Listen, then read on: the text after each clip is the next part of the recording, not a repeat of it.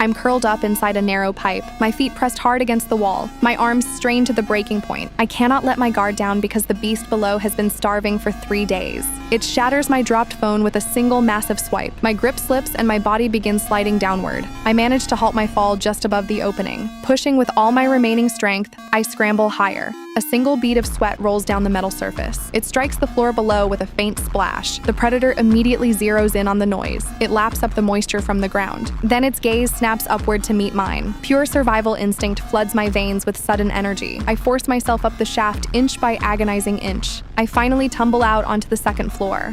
Gasping for air, I try to steady my racing heart. Then I spot someone sitting quietly nearby. I boot up the computer to signal for help, but the internet connection is dead. Grabbing a bottle of perfume, I spray the heavy scent all over the room. The massive cat smashes through the wooden door. The overwhelming floral stench masks our scent for the moment. The mattress suddenly sags under an immense weight. The wooden frame bows down until it nearly touches my face. The beast begins clawing frantically to reach underneath the furniture. We are trapped tightly against the corner of the wall. I desperately force open a connecting door beside us. I pull my brother through the gap to make our escape. Downstairs, I snatch a package of raw meat from the refrigerator. I empty an entire bottle of sleeping pills into the flesh. I mold the meat into balls and toss them onto the floor. Drawn by the scent of food, the tiger descends the stairs. My brother suddenly begins to panic and have an episode. I quickly herd him up the opposite staircase back to the second floor. The predator devours the spiked meat, but the drugs have no effect. It tracks our fresh scent right to our hiding spot. I pray silently for a miracle, but the beast corners us again.